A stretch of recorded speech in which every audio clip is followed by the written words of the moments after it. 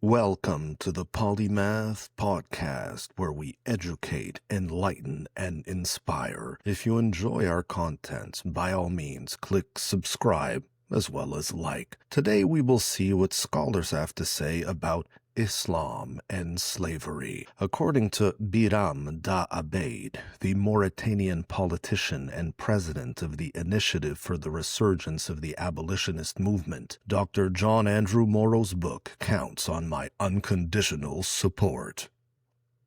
According to Dr. Shuki El-Hamel, professor of history in the School of Historical, Philosophical, and Religious Studies at Arizona State University and the author of Black Morocco, A History of Slavery, Racism, and Islam, I wholeheartedly endorse Dr. John Andrew Morrow's Islam and Slavery. This important book will generate a necessary debate on taboo issues in Islamic cultures. Morrow provides a fascinating critique and constructs a compelling argument against an edifice of legal fiction such as concubinage and slavery in Islamic law. One must read the entire book to understand the poignant point he wishes to convey. This book critiques scholars who have been cowed into silence and those who have volunteered their services to reactionary causes. It will certainly receive praise and criticism. The book's approach and conclusions will encounter some resistance from certain corners, but it will be accepted by people whose core principle is justice. It is a fantastic and wonderful book. The topic it tackles is horrible. However, it is the naked truth. According to Dr. Khalid Abul Fadl, the Omar and Esmeralda Alfi Distinguished Professor of Law at UCLA School of Law, this is a thorough, exhaustive, courageous, unabashedly honest, and tragically painful book. The horrific scourge of slavery afflicts humanity in our age more than at any other time in history. It is a well-known fact that there are more slaves in the world today than when slavery was legal. Yet, as you learn from Dr. Morrow's book, there remain Muslim scholars who are effectively moral apologists for the institution of slavery. With unflinching moral clarity and awe-inspiring scholarly rigor, Dr. Morrow exposes the incoherence and amorality of these apologists. This deeply profound and transformative book should become the standard work on the subject of Islam and slavery for decades to come. For Sultan Shaheen, editor of New Age Islam, Dr. John Andrew Morrow has convincingly refuted Dr. Jonathan A.C. Brown's thesis in his book Slavery and Islam. Anyone who reads Islamic scriptures without an innate prejudice and is acquainted with Islamic history cannot but see that Prophet Muhammad, the Holy Quran, and the Hadith oppose the practice at every step and in every possible way, that in the 7th century, a religion endeavored to abolish its sanctity from the hearts of its followers is nothing short of revolutionary. Dr. Morrow's book is a must-read for all those interested in the subject. Even critics of Islam should keep it as a companion volume to Dr. Jonathan A.C. Brown's book. For Amin Rifat, the executive vice president at the International Quranic Center, professionally written with the highest academic standards, Islam and Slavery provides a valuable and desperately needed resource in the English language. As Dr. Morrow details, those who took over Islam after the death of the Prophet Muhammad were concerned primarily with profiting from the religion rather than spreading its message of peace, freedom, and coexistence. They lied and misinterpreted the Quran to serve their worldly agendas. This resulted in the so-called Islamic conquests, with all the atrocities they brought to the world, including slavery,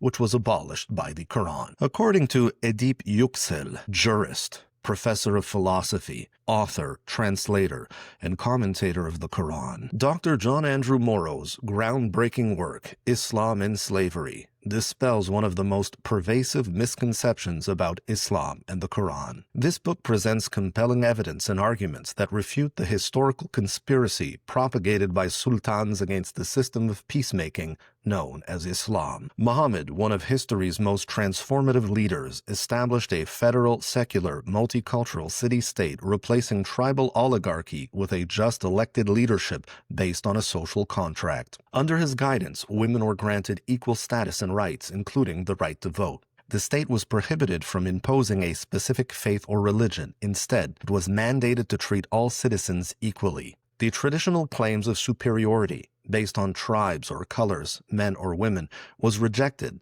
and the only superiority among the citizens was declared to be based on righteous deeds. In the darkness of the medieval Arabian desert, an egalitarian society was born against all odds. This progressive community valued reason, scientific inquiry, liberty, justice, rule of law, freedom of expression, human unity, a free market economy adjusted by social and economic rights, and global peace. The city that birthed this revolution was fittingly renamed from Yathrib to Al-Madinah. Despite the forces of ignorance and aggression, the liberating message of the Quran served as a beacon for humanity for centuries. In just 23 years, the teachings of rational monotheism and the system of peacemaking guided Muhammad and his friends far and wide. Muhammad and his courageous companions fought against a polytheistic, warmongering tribal system that was deeply superstitious, misogynistic, racist, and cruel. However, to reverse these reforms, within a few decades, the power-hungry oligarchs who lost their influence fabricated countless hadith and volumes of tafsir and sectarian jurisprudence. As discussed in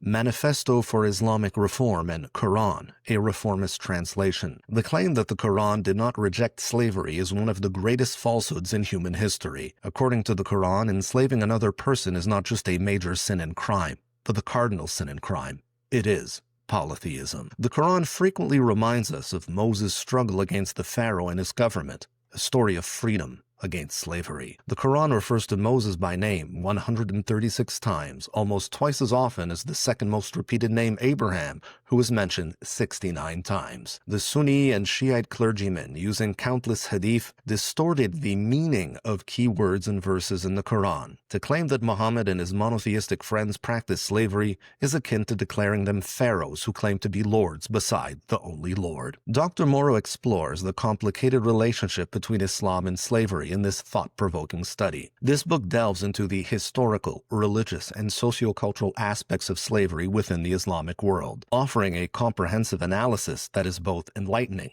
and balanced. The author, a diligent scholar, navigates the complexities of this topic with sensitivity and scholarly rigor, providing readers with a refreshing understanding of a subject often shrouded in controversy. Islam and Slavery is an essential read for anyone seeking to deepen their knowledge of the Quran, Islamic history, and its intersection with the historical phenomenon of slavery.